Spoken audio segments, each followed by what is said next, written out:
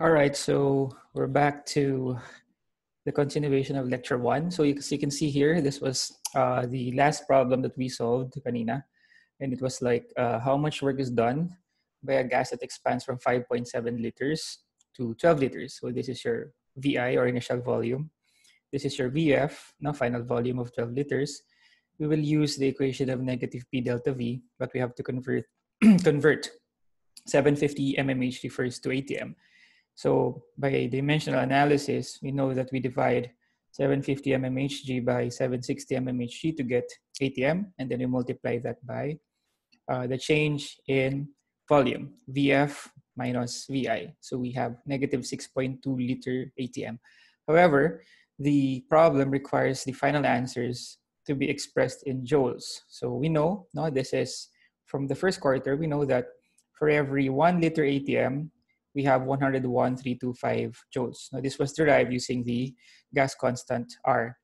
Okay, so we multiply that to cancel LATM and we get negative 628 joules. So there's a negative sign before the 628 joules, meaning 628 joules of work was done by the system. If you remember, no, our lecture kanina, you know that if the work is negative, the work is done by the system.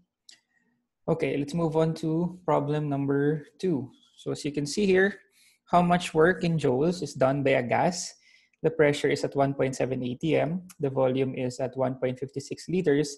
That is compressed against an external pressure of 1.8 atm. So dito pa lang, you can see that you have initial pressure. This is your PI, 1.7 atm, and your VI, which is 1.56 liters. So we are asked to solve first for VF before we could calculate the work. So using again your gas laws, no, from the first quarter or first semester, actually first semester, second quarter ata, no?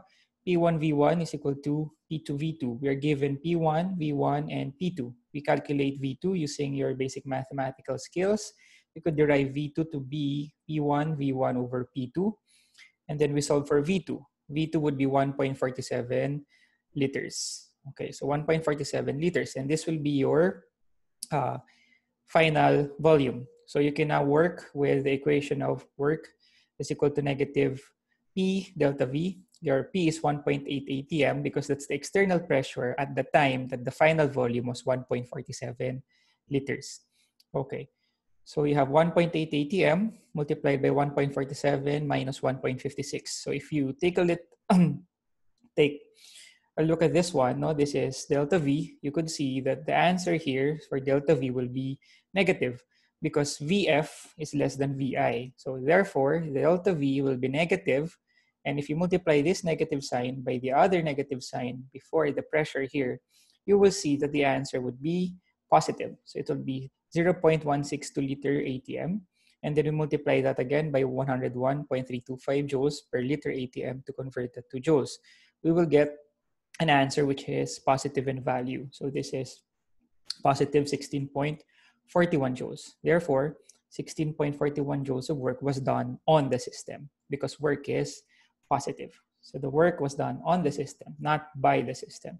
So as you can see, this will also tell you that what happened was a compression because first of all, common sense, nandiyan is a problem, compressed.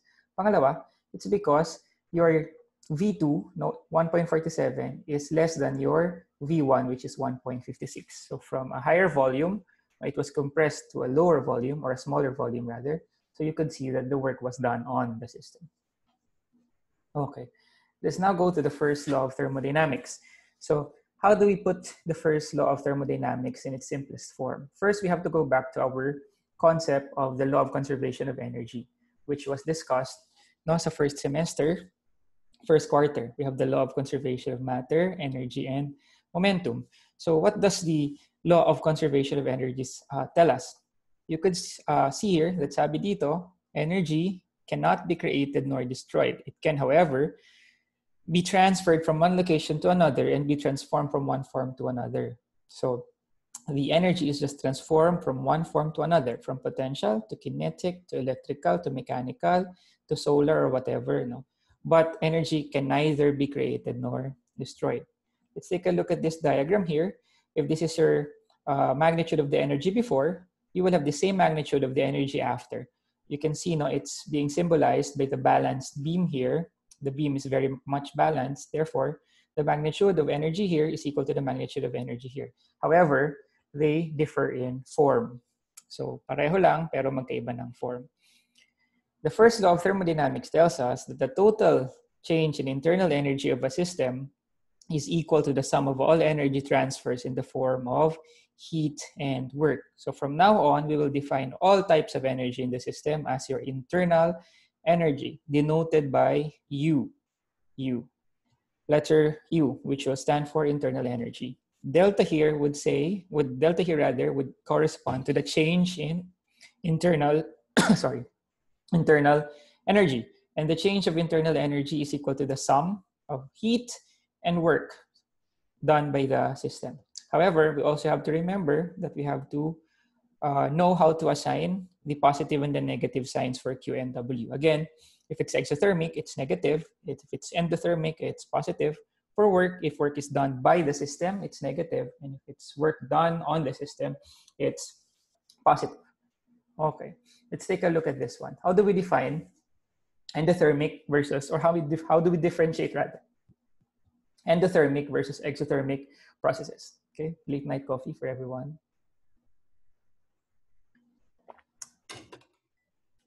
All right, so endothermic versus exothermic process, no, as what we've discussed in Blessed Benedict over and over and over and over again. Let's take a look at this one. This is the reaction of methane in oxygen to produce carbon dioxide and water. This is a typical combustion reaction. And by common sense, you would know that the combustion reaction is an exothermic process because it will release heat to the surroundings. Kasi nga, di ba, pag sinunog mo, you will have fire, you will release heat. So this is an example of an exothermic process. The system releases heat to the surroundings. Well, for an endothermic process, the surroundings supply heat to the system, or the system absorbs heat the surroundings. No? Take a look at this one, methane plus 2 moles of oxygen forming carbon dioxide and water. This is already balanced. Okay, so you have to place 2 here and you have to place 2 there. Now let's use that to take a look at this one. No? Sample exercises, endo versus exo. Determine whether the following are exo or endothermic reactions. Number 1, a cup of hot coffee cools down after being exposed to room temperature environment. So you know that it's from you have a hot coffee, tapos magko-cool down siya. It's obviously exo because the heat is released to the surroundings. Your ice cream melts. No? For your ice cream to melt, it needs to absorb heat. So therefore, it's endothermic. Water boils, it's endothermic because you need to apply heat to your water system before it boils. Your body releases heat after jogging is obviously exothermic. Your very delicious and hot siomai from Pav, no? Dim Sum Factory, burns your tongue. That's exo. The heat, the siomai being the system releasing heat to burn your tongue. So that's exothermic. So ganun lang, ano? Exo, endo, exo, and exo. All right. Let's take a look at this one now. Internal energy, no, as what we've discussed dito sa slide number 2020, no? Delta U is equal to Q plus W. So just repeat it here. Delta U is equal to Q plus W. And since internal energy is a state function, you could say that the delta U is just equal to the delta U final minus U initial. If you're dealing with chemical reactions, delta U is equal to U products minus U reactants. And delta U is equal to Q plus W, where of course Q is heat, W is work, and U is internal energy. So please, no, let's remember this equation here because this is technically the essence of the first law of thermodynamics. Okay, let's take a look at this one. A certain hydrocarbon, of course, we don't know what hydrocarbon that is. When you say hydrocarbon, the compound is only made of carbon and hydrogen. Very good, Benedict. Okay, so as the reaction occurs, the system loses 4,500 joules of heat to the surroundings. The combustion reaction causes the system to expand and rise. Therefore, this is an expansion. No? VF is greater than VI. The expanding gas does 2,800 joules of work as it pushes against the atmosphere. Calculate the change in internal energy of the system. Remember, the change in internal energy is just Q plus W. However, you have to properly assign the signs and the signs for Q and W. For Q, That's 4,500 joules. Sabi dito, the system loses. Therefore, it's exothermic, it's negative. So, negative 4,500. The expanding gas does 2,800 joules of work. Therefore, VF is greater than VI, expansion. So, it's also work done by the system. And if it's done by the system, it's negative. So, you just have to add negative 4,500 joules with negative 2,800 joules. So the change in internal energy is negative 7,300 joules. Ganun lang. Okay, next. A system has a constant volume. Delta V is equal to 0. Therefore, VF is equal to VI. Constant volume, no? Isochoric. And the heat around the system increases by 55 joules. Number one, what is the sign for Q for the system? What is delta U equal to, and what is the value of internal energy of the system in joules. You could see here that the heat around the system increases by 55 joules. Therefore, you would know, using your common sense, that the 55 joules of heat came from the system and was released to the surroundings. Therefore, the reaction is exothermic, so Q is negative. So that's negative 55 joules. Question 2b, what is delta U equal to? Delta U will be equal to Q, since of course delta V is 0, VF is equal to VI, thus work is also 0. So if you want some reference, since work is 0, this will be 0.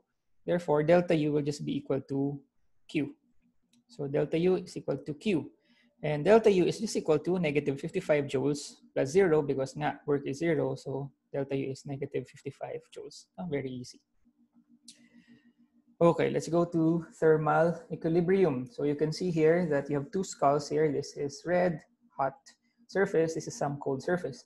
So when two places or objects are placed to be in contact with each other, heat as a form of energy is transferred until they reach the same temperature. So kapag wala ng temperature changes, meaning you have now a thermal equilibrium existing, those two places or two objects placed together. So as you can see here, uniform ang temperature. So if there's no change in temperature, therefore, you cannot produce heat or there will be no heat transfer. Therefore, this is in thermal equilibrium. Okay, madali lang ito. Let's take a look at this one. Okay. I want you to focus your eyes rather, on this part of the lecture first. Dito muna tayo titingin, We will now be introducing enthalpy. So what is enthalpy? First, let's consider a system which is at constant pressure. Constant pressure meaning isobaric. So therefore, walang change in pressure. So let's take a look at the equation. Delta U is equal to Q plus W, where work is of course negative P delta V. So this is negative P delta V. And Q becomes Q sub P, subscript P. Bakit may subscript ng P dito? That is just to denote that it is at constant pressure. Therefore, we substitute this one to work dito. And then we substitute Q sub P, dito sa Q. We will have this one. Delta U is equal to QP minus P delta V. Solving for QP, we'll just have to transpose this one to the other side. QP will be equal to delta U plus P delta V. And from now on, we will treat Q sub P as delta H. Therefore, delta H is equal to delta U plus P delta V, where delta H is the change in enthalpy. So H is enthalpy. Now the H is after T, not P. So it's enthalpy, not enthalpy. Okay, enthalpy. Okay, so please take note of this equation. Delta H is equal to delta U plus P delta V. Okay, this is the proof that Q sub P is equal to delta H. First, we work on this equation. Delta H is equal to delta U plus P delta V. You know that delta U is equal to Q plus W. So that's just Q plus W. So ito, pinalit lang natin dito, Q plus W.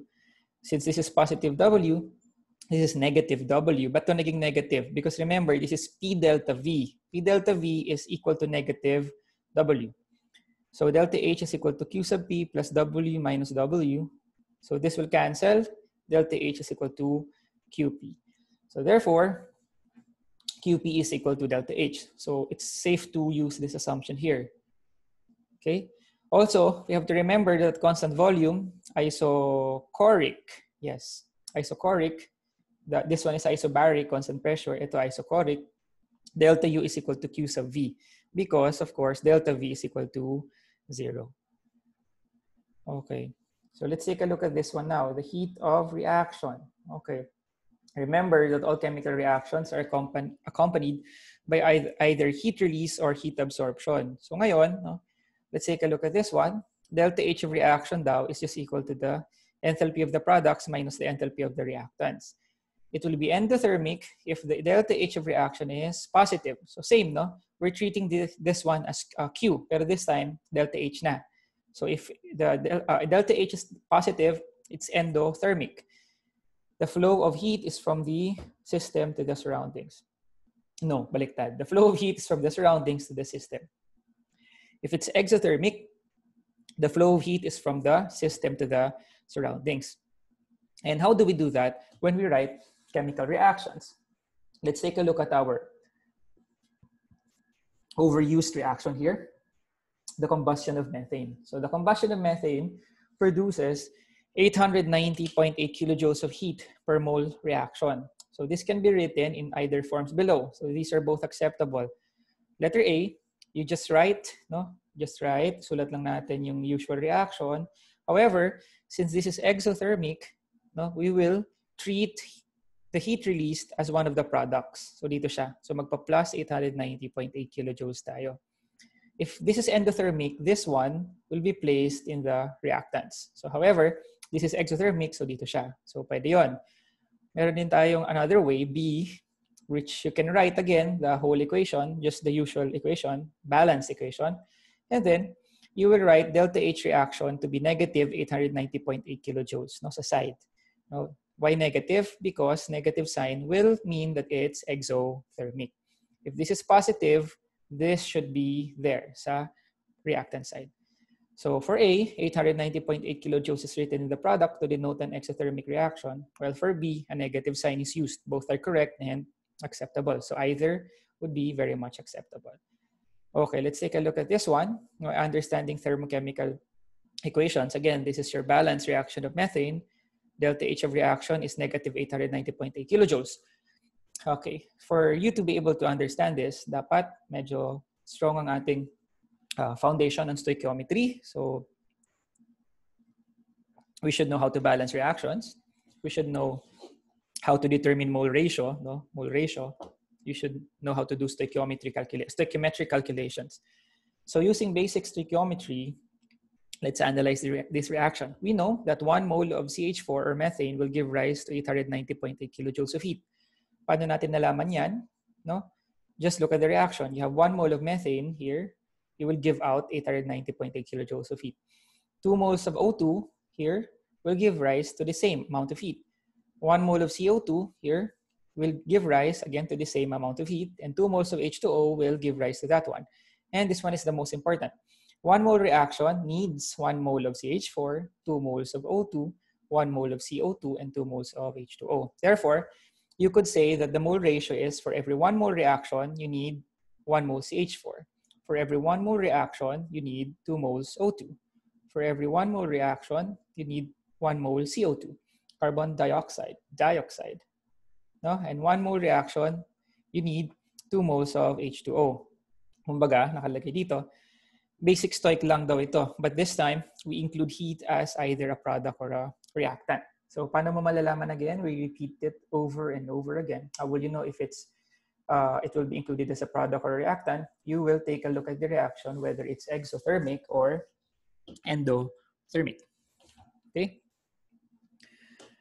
Let's take a look at this one. Okay, let's solve. Calculate the amount of heat produced if 15 grams of methane are combusted in excess oxygen. Okay, sabi dito, you have 15 grams of methane in excess oxygen. No? Excess oxygen here is very important because this will mean that your limiting reagent is methane. So no need to solve for the limiting reagent because you have unlimited and excess oxygen.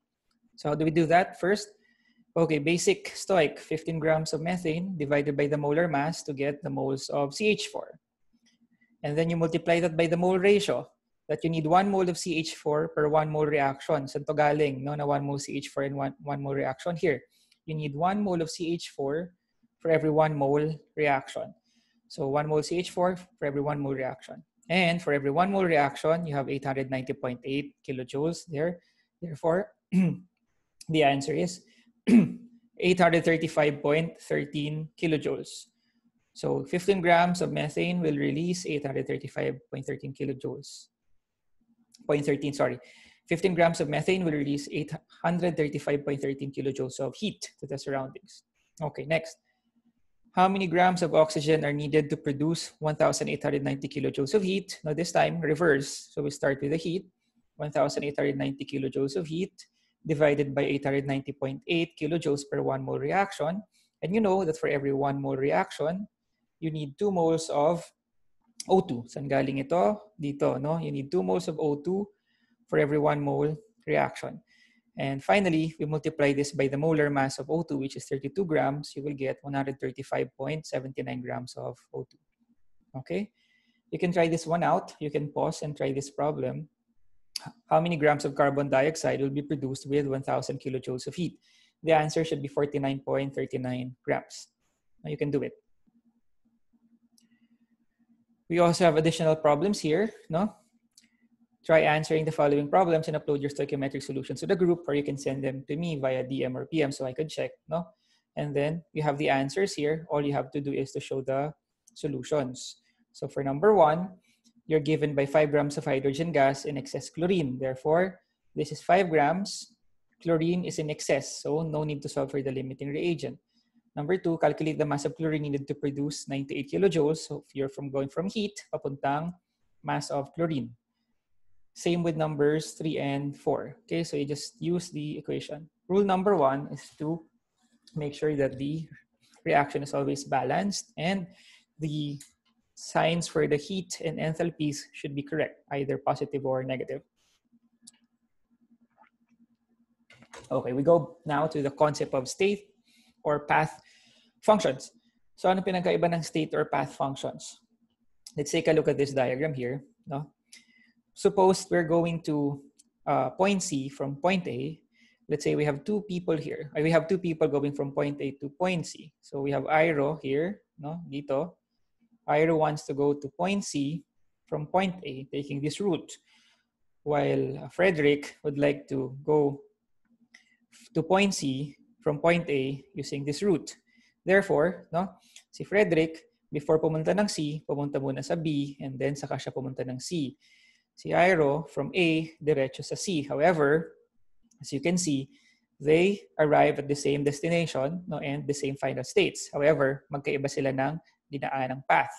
Now, when you say you have a state function, pag state function, meaning nun, no, what matters is only the final and the initial states. Wala tayong pakialam kung ano nangyari in between. Therefore, if we were to judge, no, Frederick and Iro, kung sino mas mabilis or kung sino man ang mas okay sa ginawa nilang routes or path, wala tayong comment doon. The comment will only be what? If both of them reach point C from point A, and they both reached point C from point A. Therefore, they are of equal values. So therefore, to get from point A to point C, no, you can either take a straight path or take 2 paths. Go to B and then go to C. However, no, the final state C will be the same regardless of the path you choose to take. This is what Hess Law states. So that's a state function. And enthalpy is a state function. Therefore, if it's a state function, you could equate, no, delta H to HF minus HI, final minus initial states. Dahil nga, wala tayong pakialam kung ano man ang nangyari in between. In a chemical reaction, no, that's just products minus reactants. For path functions, no, pag sinabi mong path function, no, we will give consideration to what happens in between. Okay, let's take a look at this one. Hess Law. So sabi dito, Hess Law of constant heat summation, or just Hess Law, states that regardless of the multiple stages or steps of a reaction, the total enthalpy change for the reaction is the sum of all the changes. This law is the manifestation that enthalpy is a state function. Okay, let's take a look at this one. Given the following reactions, now we have 3 reactions here. We have the formation of ammonia gas with a delta H of negative 46, that's exothermic. We have the formation of methane from carbon and hydrogen gas, that's negative 74. And then the formation of HCN gas delta H is positive 135, that's endothermic. We calculate the enthalpy of reaction of methane with ammonium gas to form HCN and 3 moles of H2. So how do we do that? So we have to derive the delta H of this reaction, of this reaction here, from the delta H's of these 3 constituent reactions. So step number 1 is to make sure that the compounds or elements in the main reaction, this is your main reaction, are properly placed as reactants or products in the substituent reactions. Example, methane, marked as red, is product in the main reaction. However, if you take a look at this one, methane is in the reactant here. But if you take a look at this one, methane is in the product. Therefore, we have to reverse this reaction here. So therefore, we have to reverse subreaction number 2, this one. However, we note that reversing the reaction will also reverse the sign of the enthalpy from negative to positive. So i-reverse natin ito. This will become the reactants, and these 2 will become the products. Your delta H will be positive. Okay? Ito na yun. So, nandito na si CH4 forming CnH2. Si delta H is now positive because we reversed the reaction. Okay. The same thing with ammonia marked as blue. So ammonia is in the reactant here. Ammonia is the product there. So we reverse this one. However, once we reverse this, delta H will be positive kasi i-reverse din natin yung sign. Therefore, you will now be left with this one. Okay. So NH3 is there. CH4 is there. Na-reverse natin yung sign, positive and positive. Okay. We could add the 3 reactions and cancel out equivalent moles. Okay, let's add the 3 reactions. You have carbon here, 1 mole.